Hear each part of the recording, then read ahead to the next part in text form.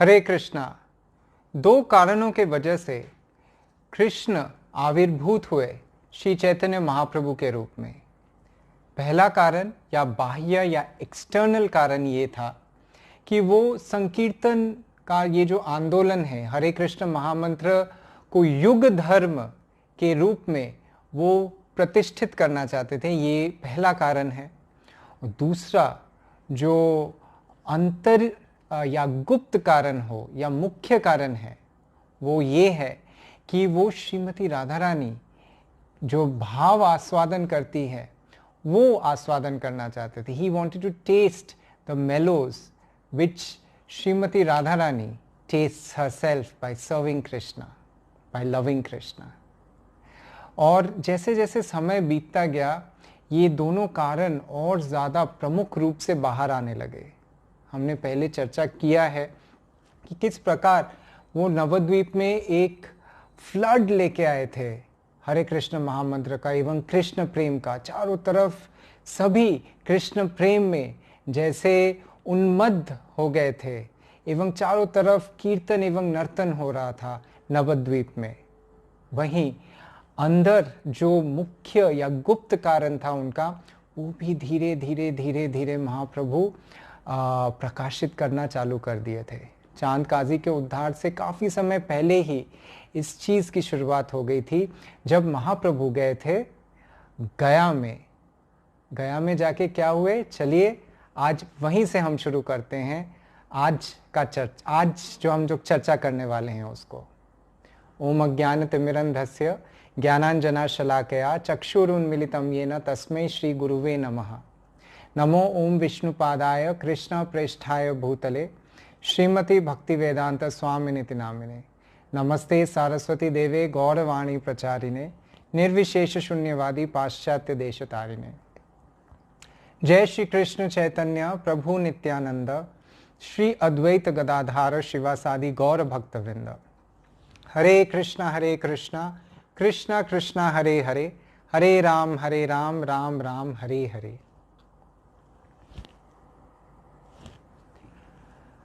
तो अपने पूर्वजों को पिंडदान करने के लिए एवं तर्पण करने के लिए महाप्रभु ने कहा कि मैं गया जाना चाहता हूँ, और इस वजह से सबसे आज्ञा लेके अपने कुछ बंधु सखाओं के साथ एवं छात्रों के साथ वो निकल पड़े गया के लिए। एवं गया में जाके उनका उद्देश्य था कि वो वहाँ भेंट करे ईश्वरपुरी से। ईश्वरपुरी जो हमारे परंपरा में एक आचार्य हैं एवं भगवान के शुद्ध भक्त हैं। मूल कारण था उनको दीक्षा लेनी थी ईश्वरपुरी से। भगवान श्री चैतन्य महाप्रभु की लीला है, सभी कुछ जैसे प्री प्लान्ड था, सभी को सभी कुछ पता था। वहाँ जब गया में पहुँचे वो, एवं वहाँ जब ईश्वरपुरी से उनकी भेंट हुई, तो ईश्वरपुरी को भी समझ में आ गया था कि उनको भगवान का दर्शन क्यों मिल रहा है, एवं वो मन में बहुत ही आनंदित थे। एवं जैसे ही महाप्रभु उनसे याचना किए, उनसे प्रार्थना किए कि उनको दीक्षा दे वो गोपाल मंत्र में, तो ईश्वरपुरी ने एक ही बार में हाँ कर दिया था, क्योंकि उनको पता था कि ये एक लीला के अंतर्गत ये भगवान की लीला ही हो रही है।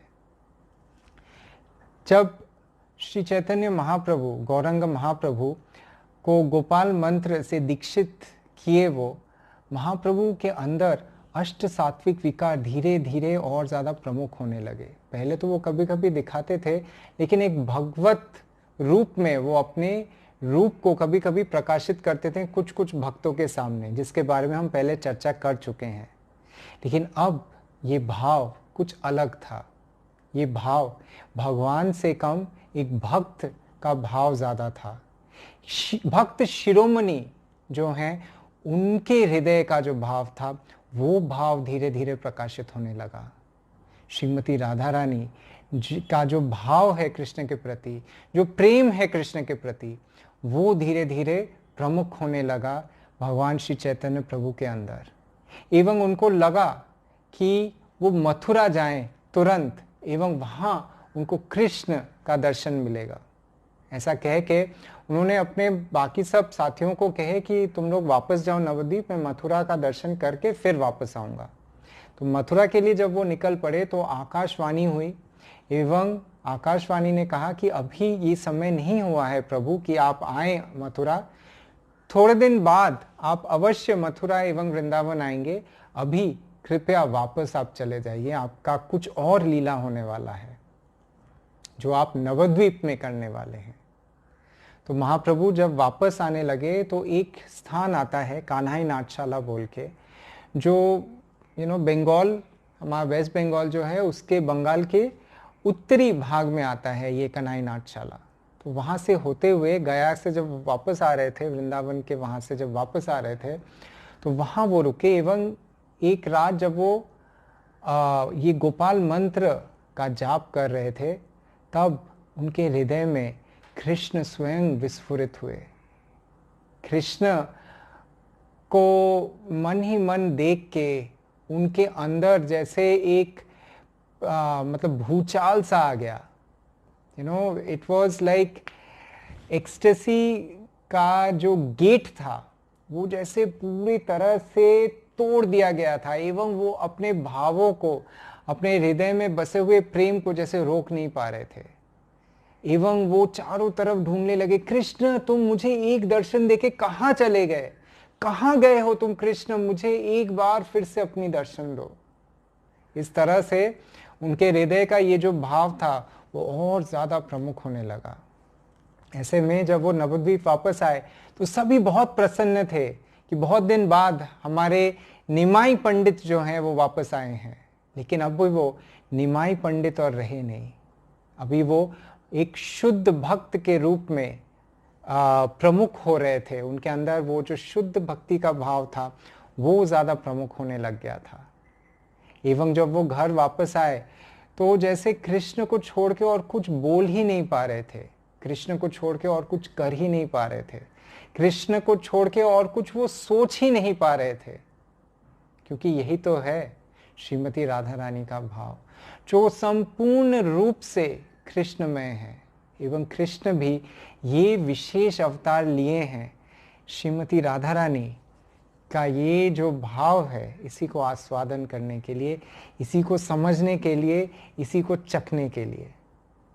तो पहले तो सभी अचंभित हो गए कि इस तरह से महाप्रभु क्यों गौर हरि इस तरह से क्यों पेश आ रहे हैं हमारे साथ, क्यों इस तरह से, वो पहले तो ऐसे नहीं थे, आज अचानक क्या हो गया। धीरे धीरे सभी को समझ में आ गया कि ये अष्ट सात्विक विकार शुद्ध भक्ति के लक्षण हैं और उनके अंदर जो पांडित्य था, जो एक डिबेट करने का, ग्रामर का ये जो पांडित्य था, जो ज्ञान का भरमार था उनके अंदर, वो अभी परिणत हो रहा था भक्ति में। ज्ञान प्रमुख से थोड़ा कम हो रहा था और भक्ति ज़्यादा प्रमुख हो रहा था एवं सभी बहुत प्रसन्न भी थे इससे। तो एक बार सची माता जब वो देखी कि उनके बेटे की ऐसी हालत है तो वो बहुत घबरा गई। लेकिन गदाधर पंडित एवं अन्य जो सदस्य थे वहाँ पे, उन्होंने उनको ये कह के समझाया कि उनको थोड़ा सा गैस एसिडिटी का प्रॉब्लम हो गया है, काफ़ी थकान है, इस वजह से वो इस तरह से पेश आ रहे थे। कि महाप्रभु को अगर कोई उस हालत में देख लेता तो कोई भी घबरा जाता, कभी वो लौट जाते थे ज़मीन के ऊपर, अपने बालों को खींचने लगते, उनके जो रोमकूप हैं वो एकदम कांटे के तरह सारे उनके रोम छिद्र खड़े हो जाते थे। एवं सिर्फ इतना ही नहीं, उनके आंखों से अश्रु की धार बहती रहती, जैसे गंगा का पानी बहता रहता है, वो जैसे थमने का नाम ही नहीं लेता है। तो ऐसे हालत में किसी को आप देखेंगे तो कोई भी मतलब ये बहुत ही आश्चर्यजनक नहीं होगा कि आप घबरा ही जाएंगे कि आखिर इसको हुआ क्या है। वहाँ अगले दिन शुक्लांबर ब्रह्मचारी के घर में महाप्रभु ने कहा कि वो सभी के साथ भेंट करेंगे।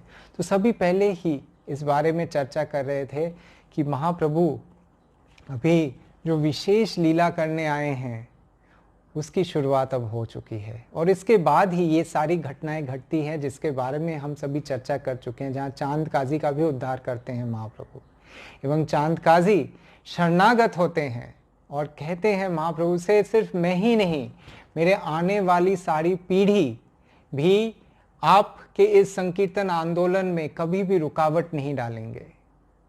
और चारों तरफ जब हरिनाम संकीर्तन हो रहा था, अंदर ही अंदर ये सब बाहरी रूप से संकीर्तन हो रहा था, और गौरंग महाप्रभु के अंदर ही अंदर उनका जो महाभाव था वो भी प्रमुख होता जा रहा था, वो भी और ज्यादा प्रगढ़ होता जा रहा था। तो ऐसे में जब वो छात्रों को लेके बैठते थे पढ़ाने के लिए, तो छात्र चाहे कुछ भी पूछे, वो हर एक चीज घुमा फिरा के कृष्ण पे ही, कृष्ण से संबंधित ही कुछ ना कुछ बोलते थे। एक दिन एक छात्र ने पूछा कि कृपया हमें बताएं कि ये जो अक्षर हैं इनका रूप किस तरह से हुआ।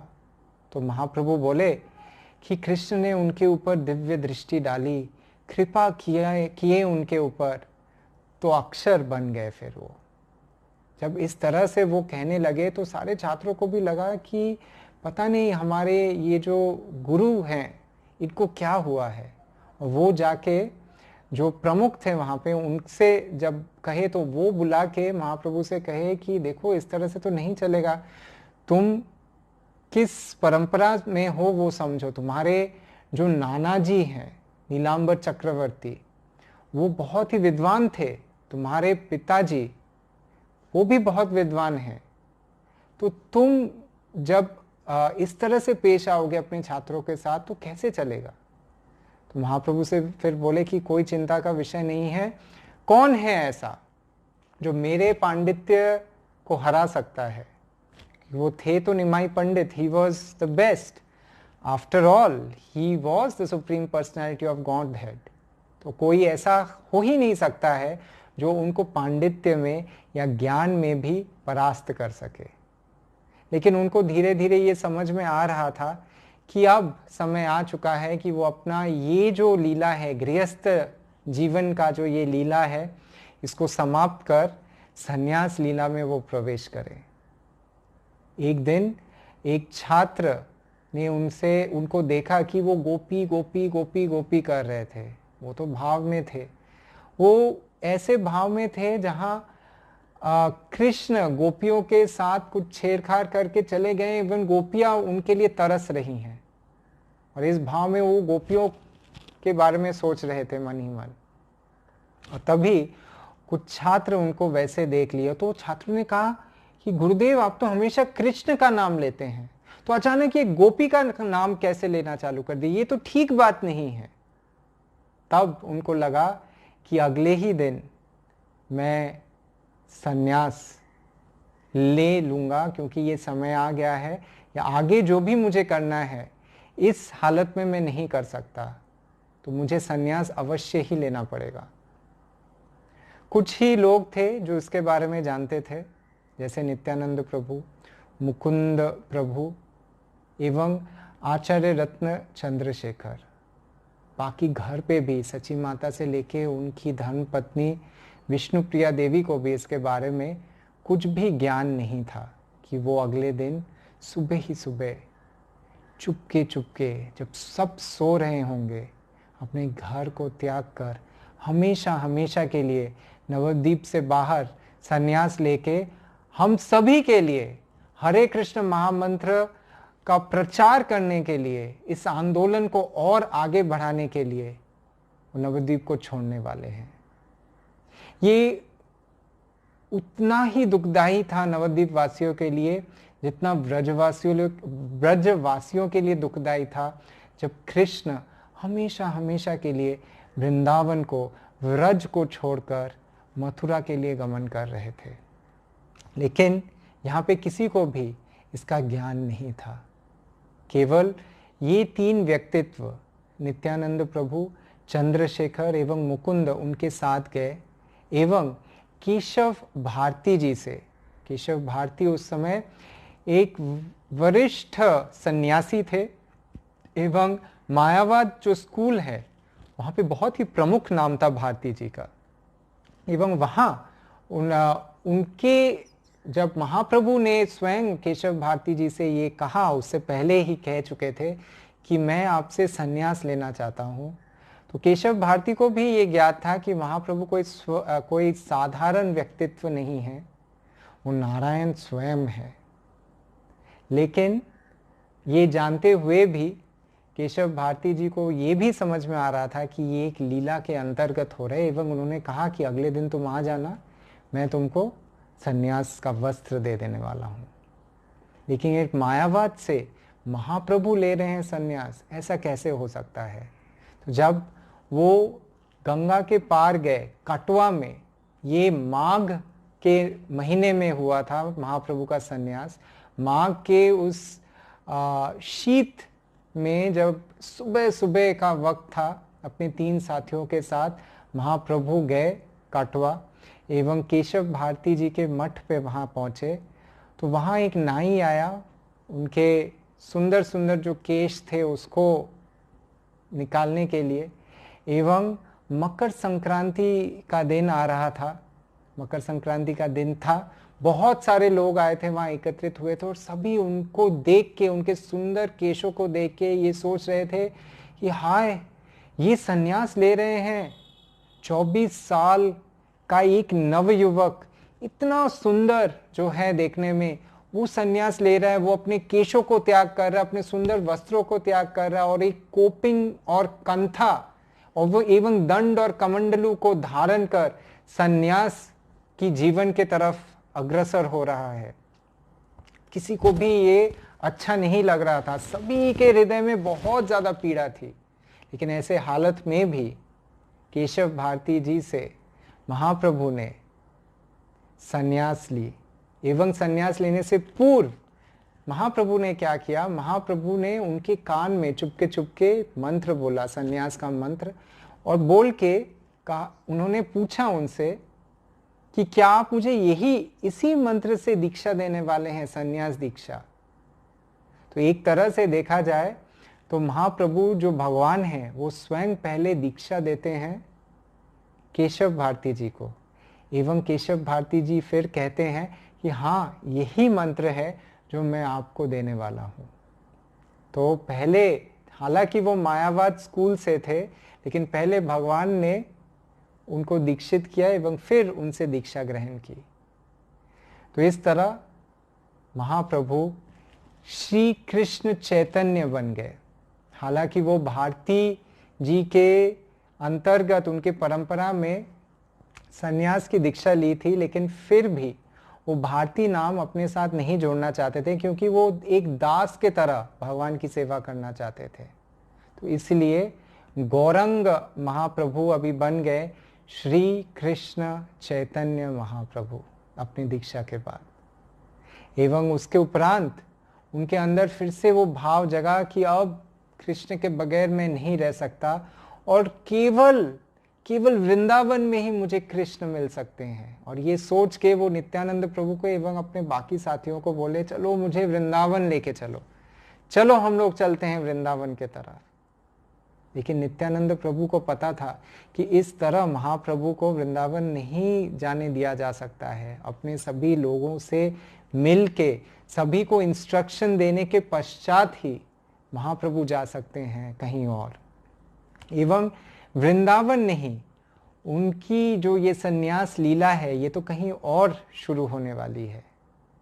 बलराम जो नित्यानंद प्रभु के रूप में आविर्भूत हुए थे, उनको भी सभी कुछ पता था। उनको पता था कि ये सारी लीला किस प्रकार से चल रही है। तो उन्होंने छल करके महाप्रभु को 3 दिन तक राढ़ देश में ही घुमाया और महाप्रभु को लगा कि वो वृंदावन के तरफ जा रहे हैं। एवं घुमाने के बाद जब गंगा के तट पे पुनर्रूप से उनको लेके आए तो महाप्रभु को लगा, गंगा को देख के महाभाव में थे महाप्रभु। तो चैतन्य महाप्रभु को गंगा देख के उनको लगा कि ये तो यमुना है, क्या ये, चलो ये यमुना को पार करके हम चलते हैं वृंदावन। और ऐसा सोच के जब वो जा रहे थे आगे, तो नित्यानंद प्रभु ने अपने उनके साथ जो दूसरे साथी थे चंद्रशेखर आचार्य, उनसे कहे कि आप जाइए, जाके शांतिपुर में हम लोग जाने वाले हैं अभी गंगा को पार करके। एवं वहाँ अद्वैत आचार्य हैं अद्वैत आचार्य जो स्वयं सदाशिव है एवं महाविष्णु हैं, जिनके बुलाने से महाप्रभु आविर्भूत हुए हैं, हम उनके पास जाएंगे अभी। तो उनको जाके तुरंत खबर दो कि हम लोग सब वहाँ पहुँचने वाले हैं, ताकि वो सारा इंतज़ाम करके रख सके। तो जब पार किए नदी, तो महाप्रभु अद्वैत आचार्य को देख के हैरान हो गए। अरे अरे, आप यहाँ वृंदावन में किस तरह से आपको लगा, पता चला कि मैं वृंदावन आने वाला हूँ? अद्वैत आचार्य की मुस्कुराहट देख के महाप्रभु फिर वापस अपने भाव से निकल के उनको समझ में आया कि निताई ने, नित्यानंद प्रभु ने उनके साथ छल किया है एवं उनको यहाँ शांतिपुर में लेके आए, वृंदावन नहीं लेके जाके। खैर कोई बात नहीं, वो गए वहाँ पे एवं वहाँ पे जाके उन सभी ने देखा कि बहुत सारे खाद्य सामग्री, वहाँ पे बहुत सारा व्यंजन बना हुआ है। There were lots of food stuff to be offered. 3 दिन तक किसी ने भी कुछ खाया नहीं था, महाप्रभु के साथ जो भी थे। महाप्रभु स्वयं भी कुछ खाए नहीं थे, वो तो भाव में थे, वो तो बस चल ही रहे थे। उनको लग रहा था कि वो वृंदावन जा रहे हैं। तो भगवान को अर्पण करने के बाद जब 3 भाग में भगवान को अर्पण किया गया और फिर महाप्रभु एवं नित्यानंद प्रभु को निमंत्रित किया गया कि आके वो भोजन ग्रहण करें, प्रसाद ग्रहण करें, तो तब महाप्रभु ने इतना सारा व्यंजन देख के कहा कि अरे, मैं तो सन्यासी हूँ, मेरे लिए ये उचित नहीं कि मैं इतना सारा खाद्य सामग्री एक साथ खाऊं। ये तो मेरे लिए सेंस ग्रेटिफिकेशन होगा, इंद्रिय तृप्ति होगी मेरे लिए अगर मैं इतनी सारी चीज़ें खाया तो। नहीं नहीं, ये संभव नहीं है। तो तब अद्वैत आचार्य ने कहा कि आपको पता नहीं कि मुझे ये पता है कि आप कौन हैं। आप ये सन्यास का वस्त्र धारण करके समझ रहे हैं कि मुझे आप धोखा दे देंगे। मुझे पता है आप कौन हैं। आप स्वयं नारायण हैं, स्वयं कृष्ण हैं, स्वयं जगन्नाथ हैं। यदि जगन्नाथपुरी में, जगन्नाथ रूप में आप इतनी सारे खाद्य सामग्री 56 भोग 56 बार आप खा सकते हैं, तो ये तो उसके सामने कुछ भी नहीं है जो मैंने आपको परोसा है। ये तो बहुत ही, मतलब उसका आधा का भी आधा हिस्सा है जो मैं आपको अर्पण कर रहा हूँ। कृपया इसको ग्रहण कीजिए। मैं कुछ नहीं सुनने वाला, आपको अवश्य ही प्रसाद ग्रहण करना पड़ेगा। महाप्रभु अद्वैत आचार्य को एक सीनियर के रूप में देखते थे एवं उनकी बात को टाल नहीं पाए, तो वो बैठ गए। यहाँ महाप्रभु ज़्यादा खाना नहीं चाहते थे, और वहाँ दूसरी तरफ नित्यानंद प्रभु ने कहा, अरे ये सब तो कुछ भी नहीं है। अद्वैत आचार्य के साथ नित्यानंद प्रभु का जो संपर्क था वो थोड़ा सा मीठा था, थोड़ा सा खट्टा था। नित्यानंद प्रभु बलराम एवं अद्वैत आचार्य हैं महाविष्णु एवं सदाशिव। महाविष्णु जो स्वयं बलराम से उत्पन्न हुए हैं, उनके अंश के अंश हैं, तो उनके साथ बलराम जी का एक अलग ही यहाँ पे संपर्क हम सभी को इस लीला में देखने को मिलता है, जहाँ एक दूसरे के साथ वो बहुत ही ज़्यादा छेड़छाड़ करते हैं। तो नित्यानंद प्रभु बोले, अरे ये सब क्या तुमने परोसा है, इससे तो मेरा आधा भी पेट नहीं भरेगा। नहीं नहीं नहीं नहीं, ये क्या किया तुमने। तो अद्वैत आचार्य कहते हैं, अरे आपका तो ना तो कुल है न जाति है, आप तो एक उन्मत्त पागल के तरह हैं जो वैरागी बन गए हैं। एक वैरागी को शोभा देता है ज्यादा खाना। तो नित्यानंद प्रभु बोलते हैं, तुमने हमको निमंत्रित किया है इसीलिए हम आए हैं, वरना हमको क्या पड़ा हुआ है तुम्हारे घर पे आके खाने का। तुमने बुलाया इसलिए हम आए। अब हम आए हैं तो हमको सेटिस्फाई करने के लिए आपको वैसा व्यंजन उतना ही क्वांटिटी का हमको देना पड़ेगा। तो इस तरह से दोनों में आलाप चल रहा था। तो अद्वैताचार्य ने हाथ जोड़ के उनसे निवेदन किया कि देखिए, आप तो अवधूत हैं, आप तो ना तो कोई आपका कुल है ना जाति है, आप सिर्फ एक अवधूत हैं। आपको कोई जान नहीं सकता, कोई समझ नहीं सकता। आप निरंतर उस आनंद में ही विभोर रहते हैं। आज आप एक गरीब ब्राह्मण के घर में आए हैं, मेरे घर में आए हैं। कृपया जो भी मैं परोस रहा हूं इसको ग्रहण कीजिए और मुझे आप मेरे जीवन को सार्थक कीजिए।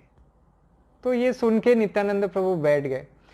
लेकिन नित्यानंद प्रभु भी थोड़े से अलग ही किस्म के, ही हैड अ डिफरेंट रसा टू हिमसेल्फ। तो बैठ के खा भी रहे थे और इधर उधर छिड़क रहे थे, अन्न को इधर उधर फेंक रहे थे ऐसे करके, और खा भी रहे थे साथ में। तो जब छिड़क रहे थे, छिड़कते छिड़कते कुछ अंश चला गया अद्वैत आचार्य के ऊपर, एवं अद्वैत आचार्य के ऊपर जैसे ही वो अन्न छिड़का वो उनके शरीर के साथ चिपक गया। तो अद्वैत आचार्य एकदम दोनों बाहुओं को ऊपर करके नृत्य करने लगे एवं कहने लगे, हाय रे हाय, आज देखो कि अवधूत ने मेरी जाति का विनाश कर दिया। देखो मुझे आज ब्राह्मण से भी अपने तरह अवधूत बना दिया, अपना प्रसादी मेरे ऊपर फेंक के। उनके प्रसाद, उनके महाप्रसाद के छुअन से ही मेरे सारी जाति कुल का नाश हो गया। मैं और ब्राह्मण नहीं रहा, मैं भी उसके तरह अवधूत बन गया हूं। तो ऐसी ही लीला चल रही थी इस अद्वैत आचार्य के घर में शांतिपुर में। एक दिन शांतिपुरे प्रभु अद्वैतेरो घरे, दुई प्रभु भोजने बसिल, শাক করি আস্বাদন। প্রভু বলে ভক্তগণ, এই শাক কৃষ্ণ আস্বাদিল, সহেন শাক আস্বাদনে, কৃষ্ণ প্রেম আসে মনে, সেই প্রেমে করো আস্বাদন, সেই প্রেমে করো আস্বাদন। জড় বুদ্ধি পরিহরি প্রসাদ ভজন করি, হরি হরি বলো সর্বজন, হরি হরি বলো সর্বজন, हरि हरि बोलो सर्वजन।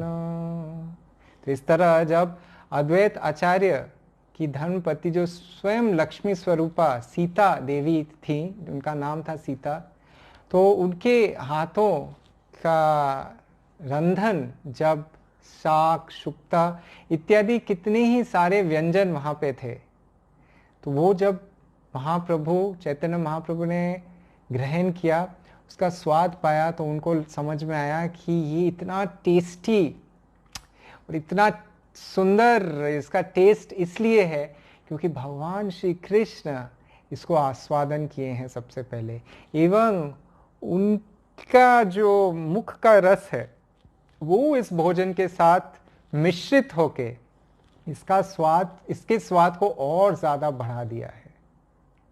तो इस तरह भोजन के उपरांत वो थोड़े से रेस्ट लिए एवं रात को संकीर्तन में फिर से महाप्रभु महाभाव में चले गए।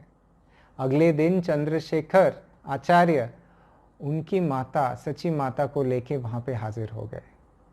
सची माता को देख के महाप्रभु तुरंत उनके चरणों में पड़ गए एवं उनके पैरों को पकड़ के महाप्रभु रंधन करने लगे। महाप्रभु रोने लगे। महाप्रभु कहे, हे माता, मुझे क्षमा कर दो, मुझे क्षमा कर दो, मुझे पता नहीं क्या उचित है और क्या अनुचित है, और बिना ही कुछ सोचे समझे मैं संन्यास ले लिया हूँ। मैं अपने इस केशों को त्याग कर दिया हूँ, अपने वस्त्रों को त्याग कर दिया हूँ करके एक कोपिन एवं एक कंथा एवं एक दंड एवं कमंडलू को धारण कर लिया हूँ। माता, मुझे क्षमा कर दो। इस तरह से एक तरफ महाप्रभु रो रहे थे, दूसरी तरफ सची माता रो रही थी, दोनों एक दूसरे को पकड़ के। एवं सची माता उनके सिर पे हाथ फहराते हुए उनको गोदी में बैठाई एवं बैठा के बोली, जो भी हुआ बेटा, मैं क्या बोल सकती हूँ। महाप्रभु तब बोले कि माँ, हे माँ, तुम जो भी बोलोगी मैं वही करूँगा। अगर तुम चाहती हो, अगर तुम मुझसे सिर्फ बोलो, तुम अगर बोलोगी तो मैं वापस तुम्हारे साथ अपने घर नवद्वीप चला जाऊंगा। तुम जो भी चाहोगी वही होगा, मैं तुम्हारे आज्ञा के बगैर कुछ भी नहीं करने वाला। एक यशोदा माई एवं कृष्ण की लीला चल रही है और ये देख के चारों तरफ सभी की आंखों में अश्रु की धार बह रही है। सभी को बहुत ही दुख हो रहा है कि आज उनके बहुत ही निकटतम व्यक्तित्व, जिनको वो बचपन से देखे हैं नवद्वीप में खेलते हुए, क्रीड़ा करते हुए, संकीर्तन करते हुए, सभी के साथ वो एक अलग ही संबंध था महाप्रभु का, और आज सची माता को छोड़कर, नवद्वीप के सारे वासियों को छोड़कर महाप्रभु संन्यास ले लिए हैं, कभी वापस नहीं आने वाले हैं नवद्वीप।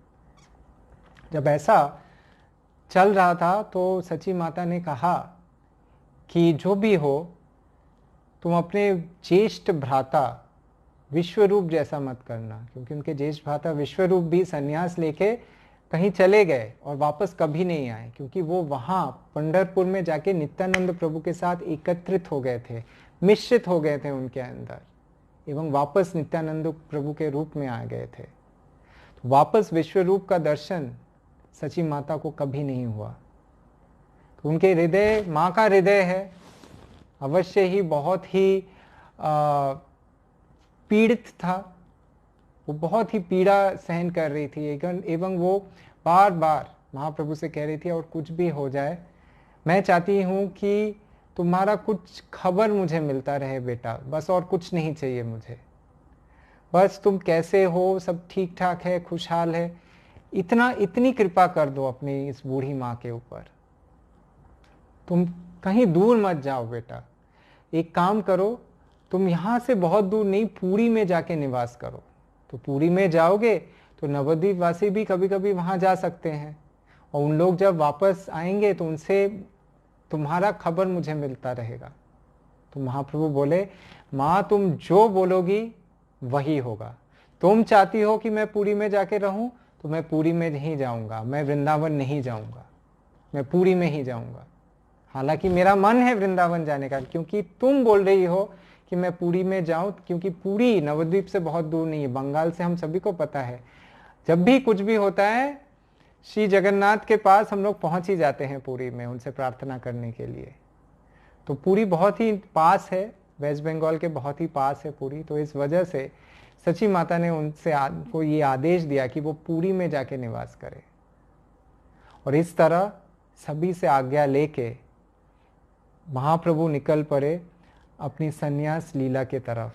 24 साल के महाप्रभु, एक नव युवक निकल पड़े हैं नित्यानंद प्रभु, जगदानंद पंडित, दामोदर पंडित एवं मुकुंद प्रभु के साथ पुरी के तरफ। श्री क्षेत्र पुरी में जाके क्या क्या होता है और क्या क्या लीला होती है महाप्रभु की, हम अगले सेशन में चर्चा करेंगे। हरे कृष्णा कृष्णा कृष्णा हरे हरे, हरे राम राम राम हरे हरे।